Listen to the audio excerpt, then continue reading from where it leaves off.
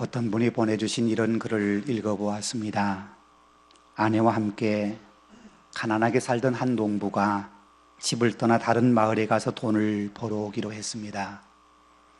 농부와 아내는 서로를 향한 믿음을 굳게 지키자고 약속을 했고, 농부는 자기 집에서 20일 걸어서 가는 먼 곳의 한 부잣집에 가서 20년을 일하게 되었습니다.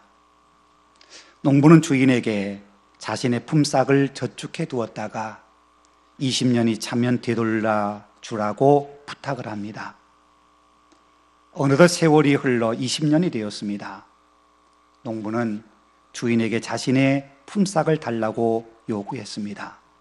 그러자 주인이 둘 중에 한 가지를 선택하라는 제안을 합니다. 20년간 번 돈을 가져갈 것인가, 아니면 세 가지 삶의 지혜를 들을 것인가 하는 선택입니다. 이틀 동안 고민한 농부는 20년간 번 돈 대신에 세 가지 삶의 지혜를 듣기로 했습니다. 주인은 미소를 지으며 조목조목 세 가지 삶의 지혜를 이렇게 가르쳐 줍니다. 첫째로, 인생에서 지름길을 선택하지 말게나. 지름길로 가려다가 대가를 크게 치르고 큰 손해를 볼 수도 있다네. 둘째로, 과하게 호기심을 갖지 말게. 과한 호기심은 다칠 수도 있다네. 셋째로, 화가 났을 때 절대로 무언가를 결정하지 말게. 그렇지 않으면 끝없는 후회를 하게 된다네. 그렇게 삶의 지혜를 알려준 주인은 농부에게 빵 3덩어리를 주면서 2개의 빵은 집에 돌아가는 길에 먹고 3번째 빵은 집에 가서 가족과 함께 먹으라고 당부를 합니다.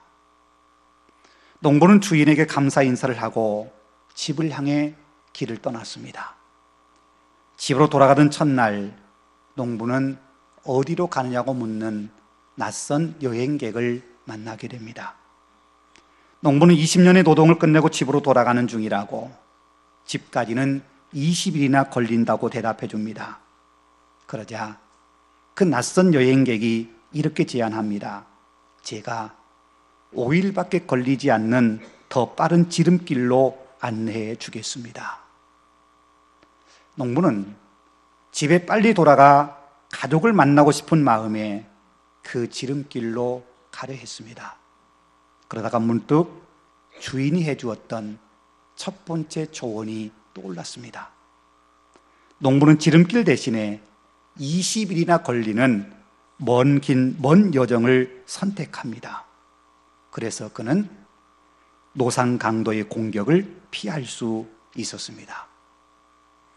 밤이 돼 농부는 한 마을에 들어갔고 거기서 하룻밤을 머물러 지내기로 합니다. 그가 잠을 자고 있을 때 큰 울음소리가 그를 깨웠습니다. 무슨 소리인지 궁금해서 그는 일어나 문을 조금 열어보았습니다. 그러나 농부는 이내 주인이 해줬던 과한 호기심을 가지면 다칠 수 있다는 2번째 조언을 떠올리고는 그냥 잠을 청했습니다. 다음날 아침 집주인은 호랑이가 밤에 마을로 내려왔다고, 그래서 모두 문을 단단히 잠그고 있었노라고, 당신이 무사해서 다행이라고 이야기를 해줍니다. 호기심을 절제한 대가로 다시 목숨을 건질 수 있었습니다. 농부는 20일에 걸쳐 늦은 밤 자신의 집에 드디어 도착했습니다. 집에는 불이 켜져 있었습니다. 부푼 마음으로 그는 창문으로 달려가 집안을 내려다보는 순간 기쁨이 큰 충격과 분노로 바뀌고 말았습니다. 그의 아내가 한 젊은 남자를 껴안고 있는 것을 보았기 때문입니다. 증오심과 미움의 마음에 그는 당장 달려가서 둘을 죽이고 싶었습니다. 그러나 그는 주인이 해준 3번째 조언을 기억하고 자신을 억제했습니다. 그날 밤 그는 헛간에서 잠을 자다고 아침 해가 떠오르자 마음을 진정시키고 이렇게 생각합니다. 주인에게 돌아가서 다시 이를 구하고 아내와 그의 애인을 죽이지 말자. 그리고는 20년 동안 일했던 주인에게 돌아가기 전에 아내에게 자신은 항상 믿음을 잃지 않았다고 말해주고 싶었습니다. 그가 자신의 집 방문을 두드렸을 때 아내는 문을 열고 20년 만에 돌아온 남편의 품에 안겨왔습니다. 농부는 아내를 거칠게 밀어내며 슬프게 말했습니다. 나는 항상 믿음을 지켰는데 당신은 나를 배신했소. 아니라고. 아내는 강력하게 머리를 저었습니다. 나는 어젯밤 당신과 한 남자가 함께 있는 걸 보았단 말이요. 남편의 그 말에 아내는 이렇게 대답해 줍니다. 그 남자는 우리 아들이에요. 당신이 떠날 때 저는 임신 중이었고 우리 아들은 벌써 20살이 되었습니다. 그 말 들은 농부는 미안함과 기쁨에 아내를 꼭 껴안아 주었습니다. 그리고 그 부부와 아들은 마지막 남은 빵을 먹기 위해서 마주 앉았습니다. 농부가 빵을 자르니 그 속에는 그가 20년 동안 번 돈과 그 이자가 고스란히 들어 있었습니다. 이걸 읽으면서 제 마음속에 강하게 와닿는 글이 있었습니다. 그것은 지름길로 가지 말라. 지름길로 가려다가는 큰 대가를 치르게 되고 큰 손해를 볼 수도 있다 하는 말입니다. 특별히 이 말이 제 마음에 끌린 이유는 사순절 십자가를 묵상하면서 주님이 가신 십자가의 길은 지름길이 아니었다는 생각을 했기 때문입니다.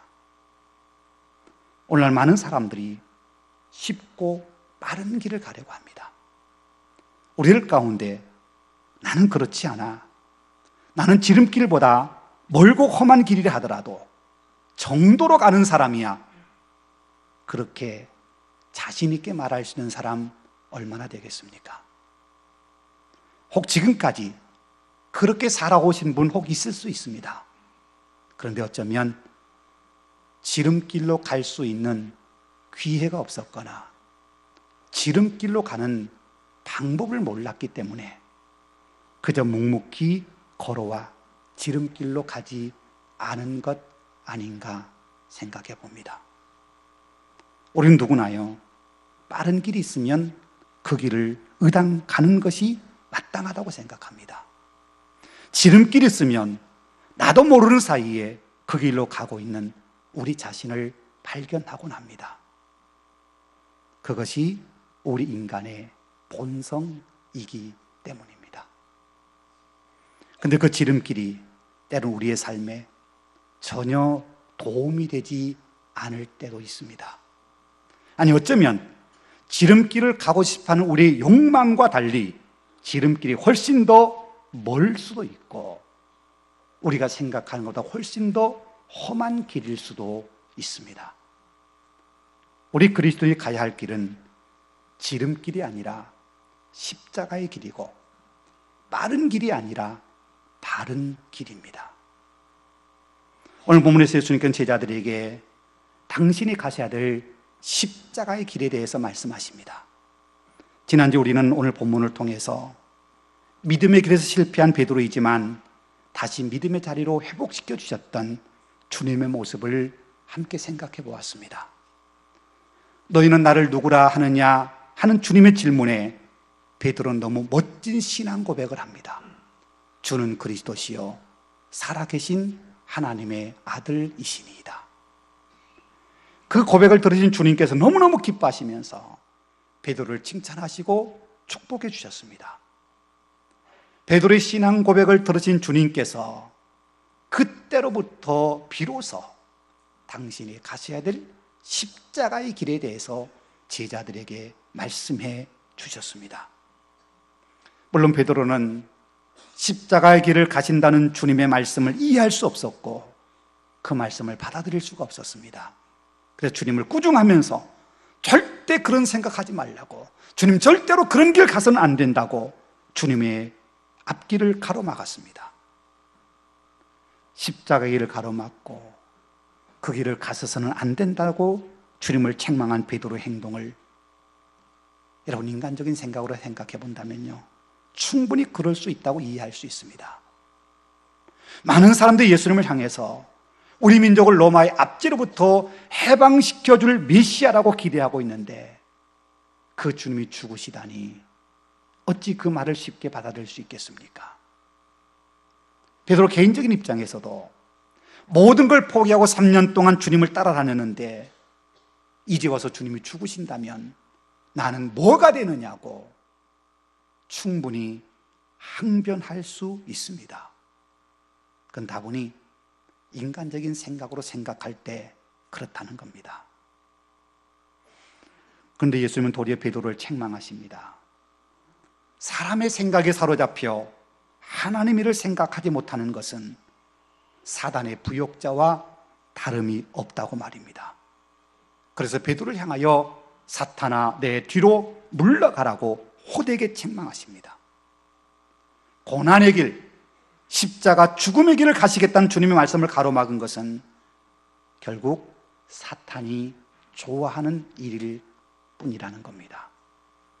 이 말을 거꾸로 생각하면 주님은요, 어떤 일이 있어도 고난의 길, 십자가의 길을 가시겠다는 겁니다. 왜요? 그게 하나님이 주님께 주신 사명의 길이기 때문입니다. 지금 주님은 그 길을 향해 가려고 하고 있습니다. 오늘 본문 이어 나오는 변화산 사건 이야기 이후에 예수님은 오로지 예루살렘만 바라보며 예루살렘을 향해서 한 걸음 한 걸음 그의 걸음을 옮겨가십니다.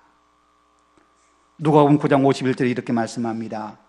예수께서 승천하실 기약이 차감해 예루살렘을 향하여 올라가기로 굳게 결심하시고 예수님께서는 굳게 결심하시고 예루살렘을 향해서 올라가셨습니다. 십자가를 지기 위해서, 십자가의 길을 가시기 위해서 말입니다. 그런데 마귀는요, 끊임없이 예수님을 유혹합니다. 십자가의 길을 가지 못하도록 말입니다.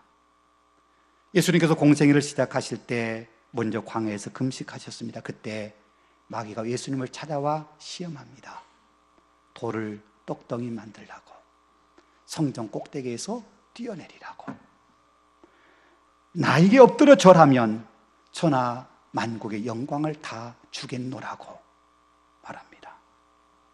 그 시험은 결국 예수님께 십자가 지지 않고 쉽게 명예와 인기와 부귀영화를 누릴 수 있는 길이 있는데 왜 굳이 십자가라고 하는 멀고 힘든 길을 가려고 하느냐, 그렇게 유혹하고 있는 겁니다.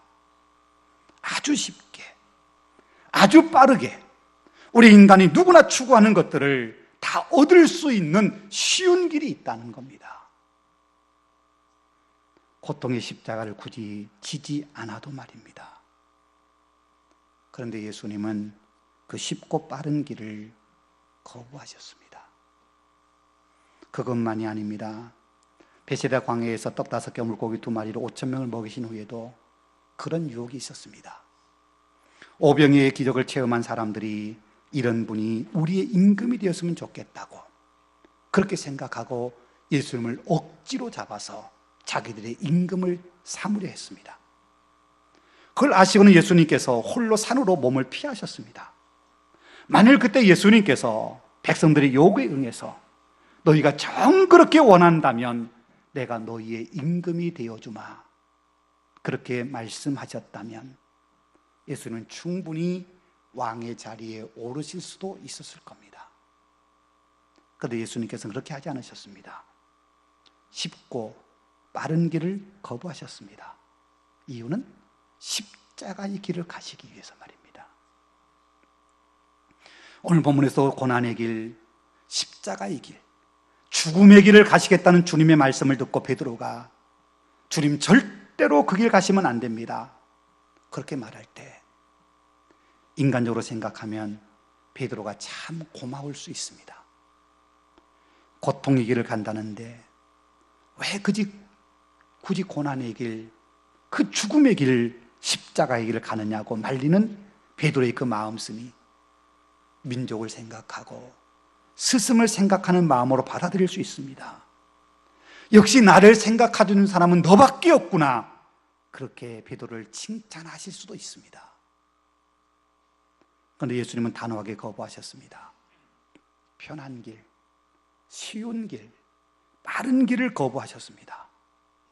고난의 길, 십자가의 길, 죽음의 길, 비록 멀고 험할지라도 하나님이 가라 하신 바로 그 길을 가시기 위해서 말입니다.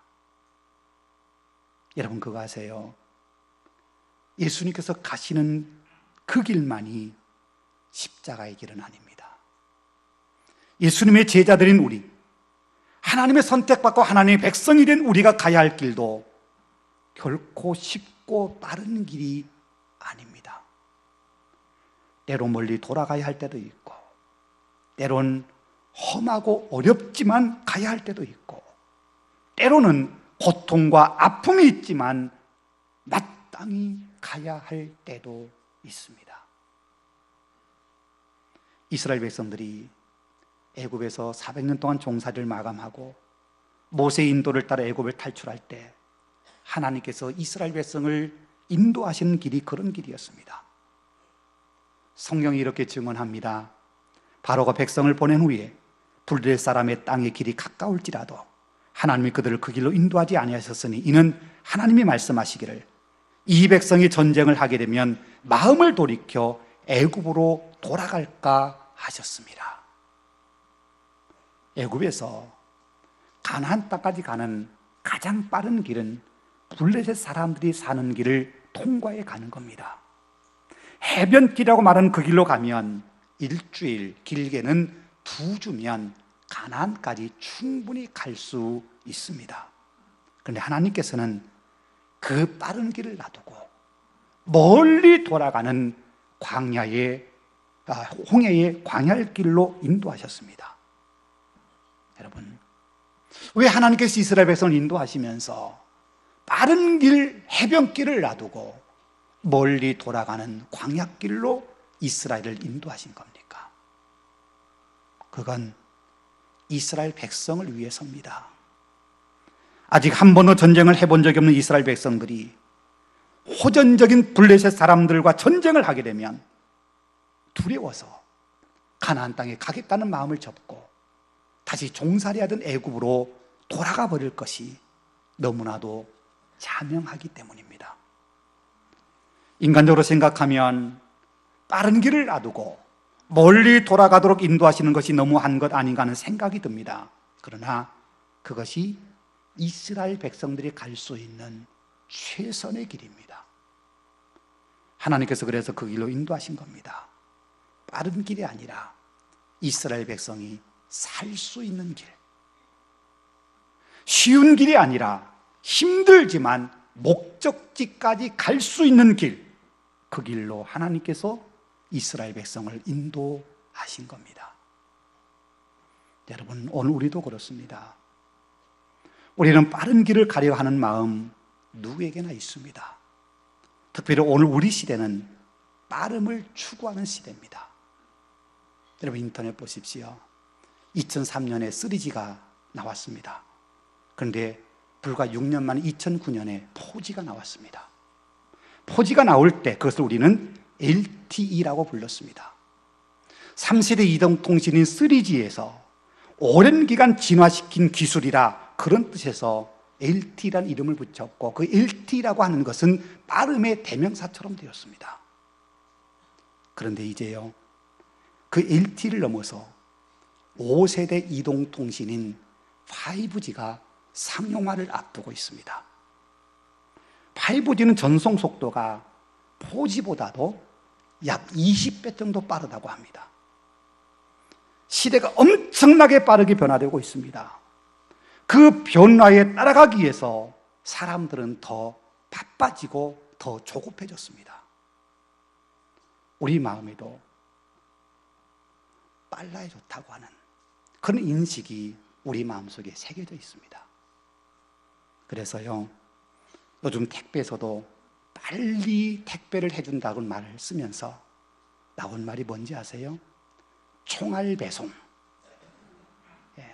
근데 요즘 총알 배송 갖고도 말이 안 되니까 더 빠른 걸 추구한다고 로켓 배송. 빠르게 배송해 준다는 거지요. 여러분, 빠른 것이 언제나 좋은 것이 아닙니다. 빠른 것이 언제나 옳은 것이 아닙니다. 빠른 것이 언제나 우리에게 유익되는 것도 아닙니다. 더구나 십자가의 길은 결코 빠른 길이 아닙니다. 오늘 본문에서 예수님께서 우리에게 말씀하십니다. 누구든지 나를 따라오려거든 자기를 부인하고 자기 십자가를 지고 나를 따를 것이니라. 우리가 가야 할 길은 십자가의 길입니다. 십자가를 지고 주님의 뒤를 따라가야 됩니다. 결코 주님보다 앞설 수 없는 십자가의 길을 가는 것이 우리여야 합니다. 여러분, 십자가를 지고는요, 뜀박질 할 수 없습니다. 뜀박질 할 정도로 십자가가 가볍다면 그것은 십자가가 아닙니다. 여러분, 생각해 보십시다. 예수님께서 십자가 지고 골고 언덕을 향해 올라가실 때 뜀박질로 골고다에 가셨겠습니까? 너무너무 무겁고 힘들어 가다가 쓰러지고 또 쓰러지며 올라가신 길이 십자가의 길입니다. 그 십자가 얼마나 무거웠으면 밤새도록 재판받고 채찍에 맞아 연약해진 주님께서 그 십자가를 지실 수가 없어서 구레네 사람 시몬을 대신하여 십자가 지게 하셨습니다. 우리가 우리 인생의 길을 너무 빨리 가려는 마음 때문에 우리 어깨에 지워져 있는 십자가를 내팽개치고 내 욕망이 채찍질 않는 길로 달려가고 있진 않는지 우리를 되돌아봐야 합니다. 너무나도 가볍게 빨리 성공이라는 목적지를 향해 가기 위해서 무거운 십자가를 외면하고 그저 성공이라는 목적을 향해 달려가고 있는 우리의 모습은 아니냐는 겁니다. 그렇게 빨리 가려다가 때로 우리가 함정에 빠지기도 하고 올무에 걸리기도 하고 마침내 우리 인생이 망가지는 것을 경험할 때가 올 수도 있습니다. 때로 우리가 살아감에 있어 모든 일이 순조롭게 잘 풀린다면 그때를 조심해야 합니다. 내 삶의 걸음에 거칠 것이 없이 형통할 때 그때가 오히려 우리에게 위기일 수 있기 때문입니다. 우리는 그럴 때를 하나님이 도우시고 하나님이 인도하신 때인 것처럼 생각하고 그렇게 믿고 싶어 하겠지만 그때 우리는 우리 자신을 되돌아봐야 됩니다. 지금 내가 바른 신앙의 자리에 제대로 서 있는가 하고 말입니다. 내가 계획한 것보다 훨씬 더 빨리 뭔가가 이루어졌을 때 더더욱 그렇습니다. 물론 하나님께 때로 우리의 삶을 조급하게 몰아가실 때도 있습니다. 우리가 계획한 것을 빠르게 이루어 주실 수도 있습니다. 그러나 목적이 분명하지 않을 때 일이 너무 빨리 진행되고 있다면 그것은 죄악의 올무일 수도 있습니다. 우리가 세상을 살아감에 있어 믿음으로 바르고 정직하게 살려 할 때 우리는 결코 세상에서 형통할 수 없습니다. 예수님 말씀하십니다. 나와 복음을 위하여 집이나 형제나 자매나 어머니나 아버지나 자식이나 전토를 벌인 자는 현세에 있어 집과 형제와 자매와 어머니와 자식과 전토를 100배나 받되, 여러분 잘 들으십시오. 핍박을 겸하여 받고 내세에 영생을 받지 못할 자가 없느니라. 또 주님 말씀하십니다. 너희가 세상에 속하였으면 세상이 자기의 것을 사랑할 것이나 너희는 세상에 속한 자가 아니요 도리어 내가 너희를 세상에서 택하였기 때문에 세상이 너희를 미워하느니라. 세상이 너희를 미워하느니라. 그렇습니다. 우리가 세상에서 믿음의 사람으로서 믿음의 사람답게 살려 할 때 우리는 세상으로부터 박해를 받고 미움을 받을 수밖에 없습니다. 여러분, 우리는 주님의 뒤를 따라가야 되는 주님의 제자들입니다. 주님의 제자들은 주님께 당신의 십자가를 지고 십자가의 길을 가셨던 것처럼 우리도 우리의 십자가를 지고 주님의 그 뒤를 따라가야 합니다. 그 길은 결코 지름길이 아닙니다. 십자가의 길은 쉽게 지고 가는 그런 길이 아닙니다. 십자가를 쉽게 지고 갈 수 있는 신앙의 길은 없습니다. 십자가를 포기하고 고속도로와 같은 형통의 길만 가는 그런 신앙의 길도 결코 존재하지 않습니다. 빠른 길을 가려고 애쓰지 마십시다. 쉬운 길로 가려고 안간힘 쓰지 마십시다. 평안한 길 가려고 잔머리 굴리며 가지 마십시다. 믿음의 길은 우직하게 가는 십자가의 길입니다. 그리고 그 길 끝에는 생명이 있습니다. 빨리 자란 불이 태풍에 쓰러지듯이 빨리 가는 길을 선택한 사람들은 인생의 고난의 바람이 불어올 때 뿌리째 뽑혀 쓰러지고 말 겁니다. 그러나 십자가를 묵묵히 지고 가는 사람은 시냇가에 심겨진 나무가 뿌리가 깊어지고 잎이 무성하며 아름다운 열매가 맺혀지는 것처럼 그런 아름다운 신앙의 삶을 살 수 있게 됩니다. 이제 선택은 우리 앞에 놓였습니다. 여러분, 쉬운 길을 가시겠습니까? 아니면 힘든 십자가 길을 묵묵히 가시겠습니까? 빠른 지름길로 가시겠습니까? 아니면 돌아가더라도 바른 길, 주님 뒤를 따라가는 십자가의 길을 가시겠습니까? 하나님께서 오늘 우리에게 바른 길을 가라고, 십자가의 길을 멀더라도 힘들더라도 그 길을 가라고 말씀하십니다. 그 길 끝에 생명이 있기 때문입니다. 기도하겠습니다. 은혜가 풍성하신 아버지 하나님, 감사합니다.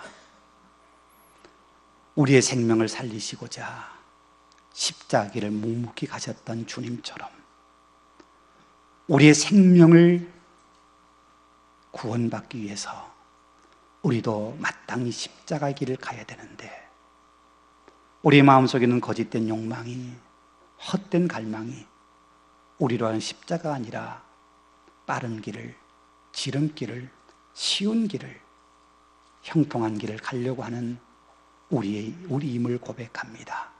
주님, 주님이 힘 주신 대로 십자가의 길을 고집하며 천천히 가더라도 바른 길을 가게 하시고 쉬운 길이 아니라 십자가의 길을 선택하며 갈 수 있는 성숙한 믿음의 사람들, 주님의 제자들 되게 하여 주옵소서. 우리 구주 예수님 이름으로 기도하옵나이다. 아멘.